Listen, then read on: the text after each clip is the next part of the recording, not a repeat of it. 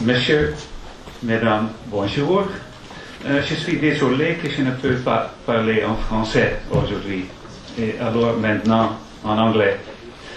So, ladies and gentlemen, I hope you will be able to follow my English, or otherwise it can be directly translated. I will talk about some things I consider very important when we talk about desalination. And not only desalination, but in general, whenever we try to treat monuments, historic buildings, things like a sound pre-investigation, but also the aftercare are extremely important.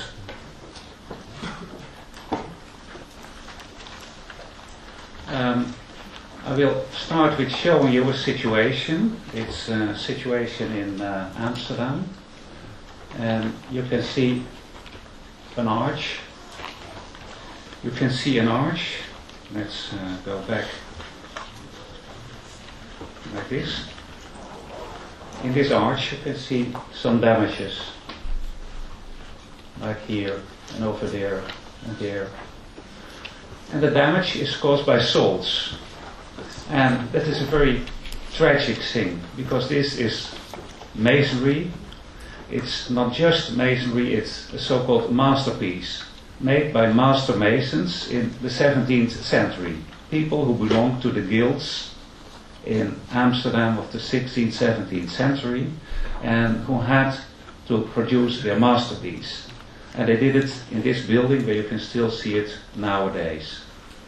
In this building we are trying to do some desalination, and here you see a first phase. This is a test we did just a few weeks ago. And as you can see, it's quite a difficult thing. You see the guy who is executing the work, who has just thrown the poultices, the material, to desalinate on the surface. And it is above his head. So imagine. You see his next movement. And in the evening he told me, gosh, this is bodybuilding work, the thing I'm doing. It's not conservation work. So now you see that it's just a little bit more. It's also a physical challenge. Desalination, and I'm showing as a next start this example, was also undertaken in this church in Leiden, where you can see capitals. And they are in a German tuffstone. And the German tuffstone has as a special feature that it contains a lot of very narrow pores, so very fine capillaries, and it was full of salts. After the desalination treatment, it was treated with a so-called consolidant.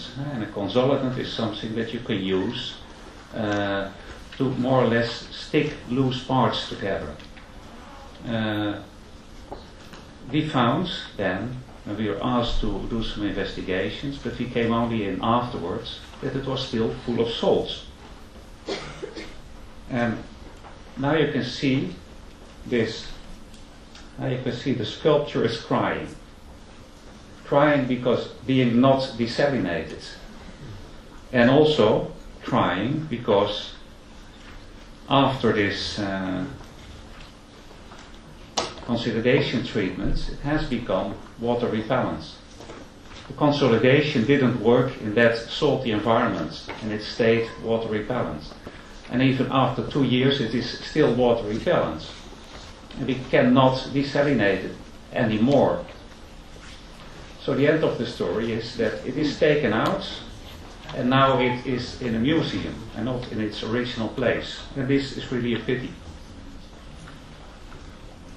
And that's why I want to state this, that pre-investigation and also the aftercare are really necessary in case of any intervention in monuments, but certainly in the case of desalination.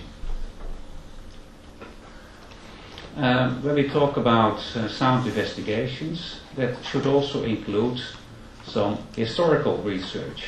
We should be sure of what happened during the story, the history of the building. We should be able to find out whether certain historic events can be of importance to explain the problems we have. And together with that also goes something that we can call a value assessment. That goes together with the technical investigations. So we should not just do technical investigations or not just historical investigations, but all together. Being here the guest of ICOMOS, I thought it was a good thing to show this matrix, this scheme that was developed by ICOMOS during the NARA conference in 1994. And it shows the importance of authenticity of historic buildings, that it's not just one thing, it's a lot of things, it's a combination, and it was nicely summarized in this matrix. And if you're looking now at the building I started with in Amsterdam, it's this building. It's a former city gate from the early 16th century that became the city balance in the 17th century. When the city was growing, it was no longer necessary as a city gate. And then the guilds came into it. And you can see this is another masterpiece. It's from 1660, 17th century master mason who made this.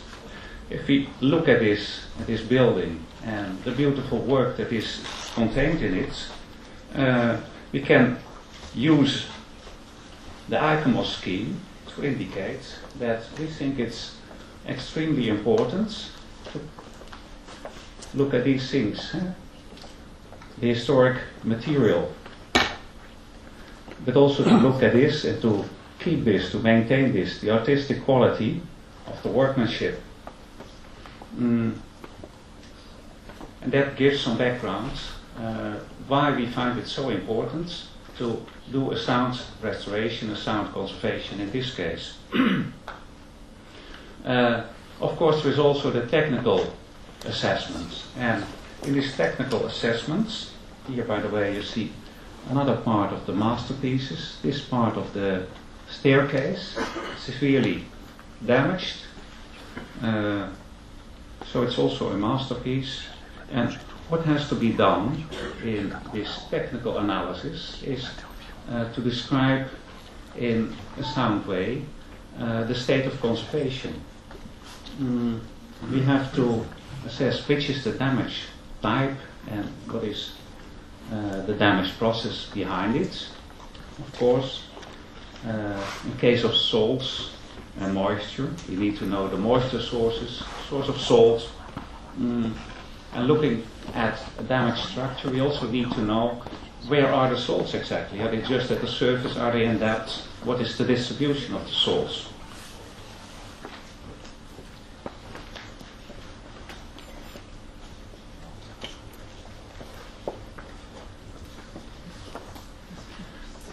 So I'm giving you a little overview of possible measures in case of moisture and salt problems. We can think of moisture control, all kind of measures against the penetration of moisture.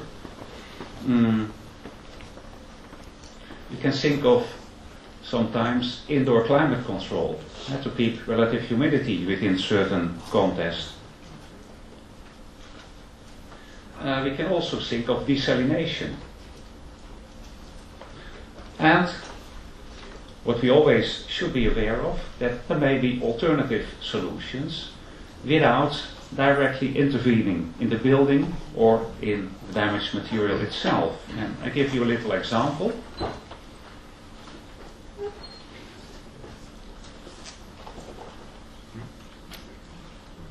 Sorry, it's reacting that slowly to my commands that I tend to push it twice. So I'm just going back.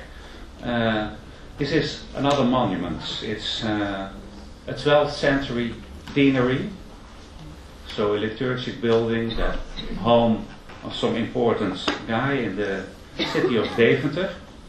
the east of the Netherlands, and it contains a lot of original stone in this facade, which is a little bit difficult to see for you, but here you see a detail. You see the decay of the stone. And this is a German stone, Dragenfelstrachite. It also contains tough stone from the Eifel in Germany, and it's all original. And that's why it was considered to be important to conserve it, to keep it in as good a condition as possible. After all kinds of investigations, in order to use consolidating treatments, etc., it was found in our research that there still was a risk for further damage unless we did something about the moisture source. And then, in a good agreement between researcher and architect, this was the final solution. It was found that only rain was the moisture source. And what was done was the application of this little glass roof that protects the building. And if you go there now, 16 years after the execution, you can see that nothing happened anymore to the facade. At least during these 16 years, no new damage occurred. So this is a completely alternative solution without touching the material.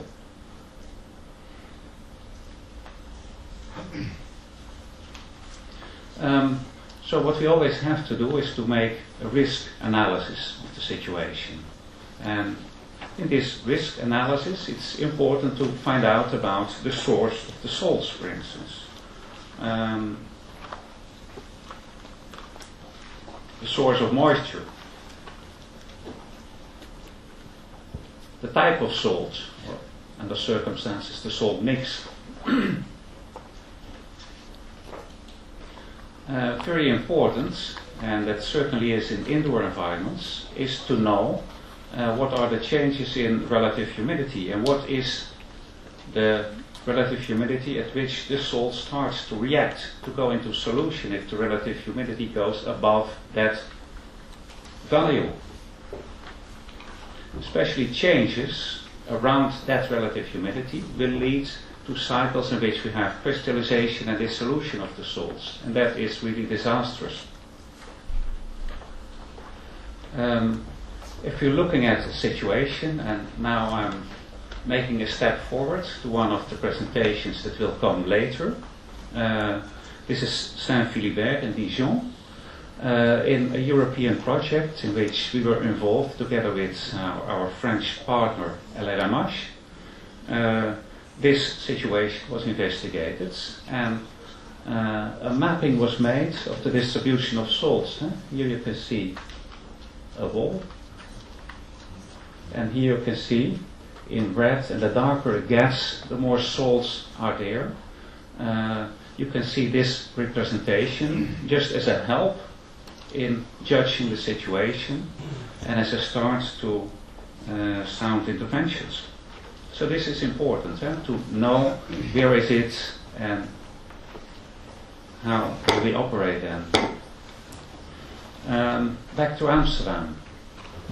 As you can see, we did something like in Dijon, but this was for the staircase. So it's just this vertical representation. You can also see that it is full of salts, and that is what we found everywhere in this city balance, in the tower where the masterpieces are. They are full of salts, and some have already this damage, and others are still beautiful like that. But it is clear that some kind of an intervention should be taken. I told you it is important to know about the situation, the indoor climate situation. And here you see some of the results of our indoor measurements. Here you see relative humidity. This is 100%. And this is the time. This is the month of October. So we are in autumn. This is the month of, I think it's July.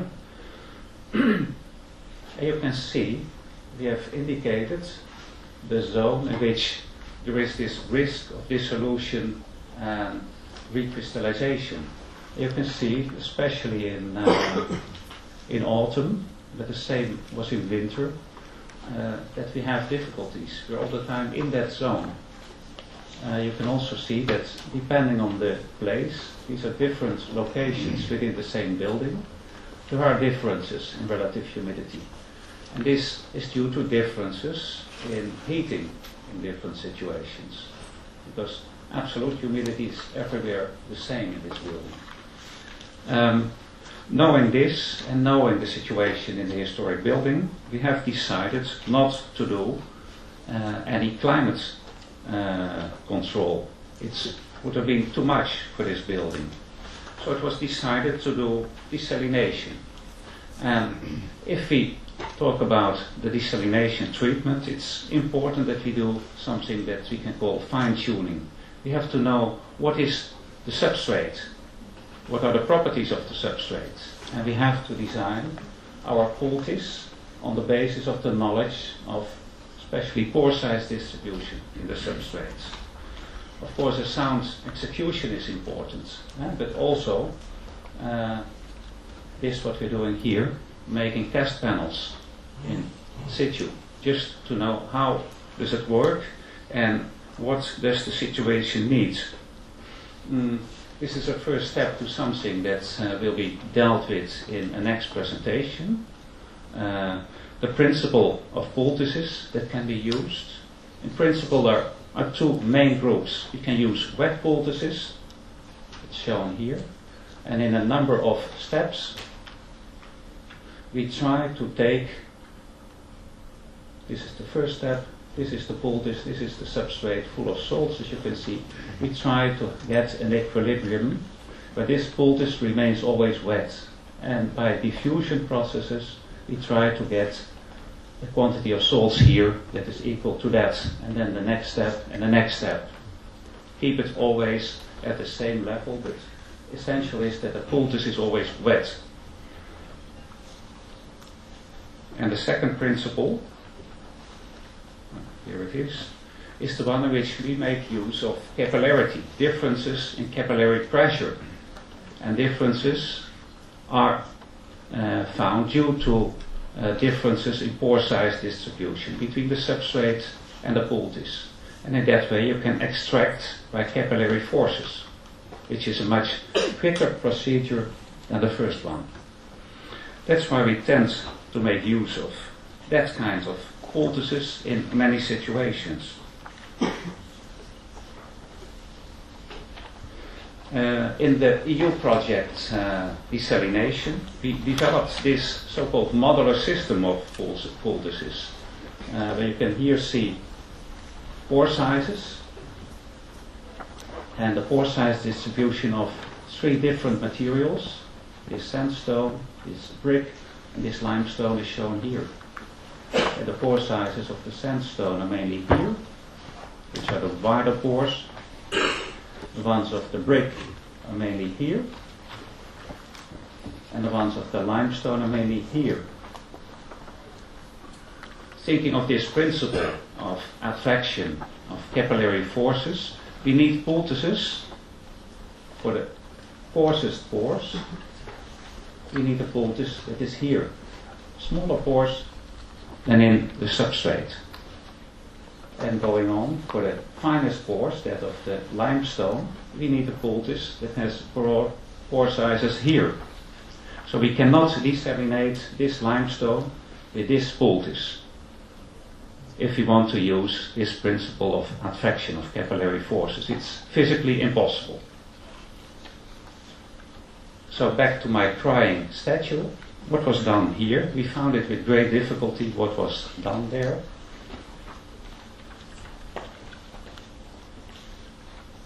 It does not react. Here it is. So this is the pore size distribution of the substrate.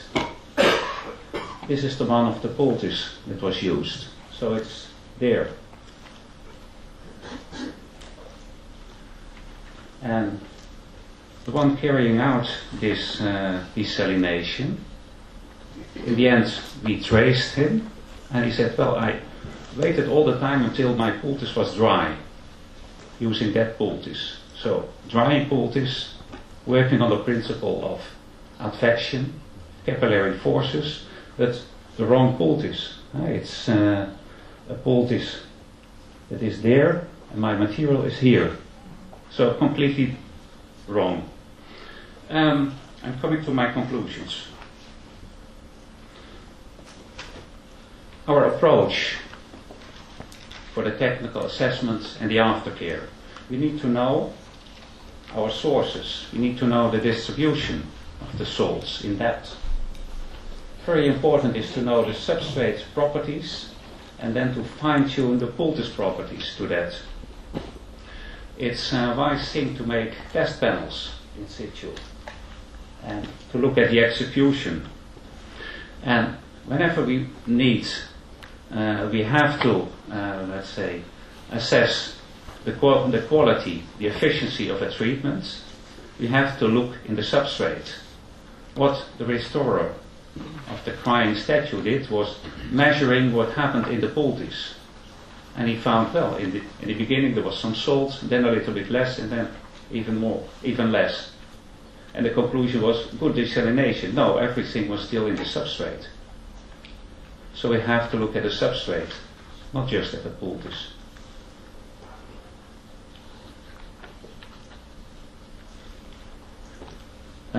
What we can learn from a lot of cases like this is that we also need a good documentation in which is contained the historical and the technical assessments, the choice and also the argumentation. Why was this poultice, in this case, why was this poultice chosen? And of course the results. If we do a thing like this and we document it very well, it's always possible even to learn from the mistakes and not just from the good results. But documentation is absolutely necessary. It's shown here as we do it in our expert system MDBS. Well, ladies and gentlemen, now the next last step would be the monitoring, which is following over time the results of our intervention. But with that last remark, I'm going to end, and I would like to thank you for your attention.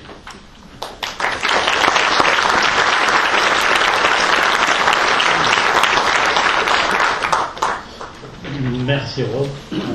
Nous avons quelques minutes pour des questions dans la salle. Si certains veulent poser des questions, vous levez la main.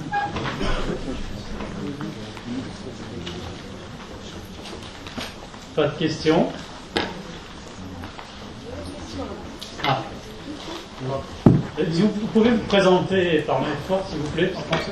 Oui, s'il vous plaît. S'il vous plaît. Le micro arrive. Vous parlez d'une capitale qui a été... George Sher, vous parlez d'une capitale qui est consolidée et hydrophobe, qui a empêché la désalination. Mais ne peut-on pas employer un peu de tensioactif pour fournir de mouillabilité? Avec, par exemple, 5% d'éthanol dans l'eau permet de mouiller la pierre et fournir assez de l'eau pour desaliner. If you use a little surfactant, you could get the water in and you could still get the salt out. Yeah. No, I agree with you that in this case it was decided by all people involved in a team working on this church, that even that was for them not acceptable to add any new things, like even a simple soap to it, a surfactant. They were that much fed up with the situation that they said, no, please do not touch our sculptures anymore. And that's also a pity. So for them it was very clear, we just take it off and we put it in a museum, and now there is a copy. One more thing is the sortivity of the salt-bearing stone that you really need to match with the poultice, right? The capillarity of the salt-bearing stone, because that could be higher than that of the bare stone. Sorry, I didn't. You need to measure the capillary potential of the salt-bearing stone because the pores are reduced in size by the salt, and that changes. I agree with you. I agree with you. It's even more fine-tuning than I've shown. Yeah.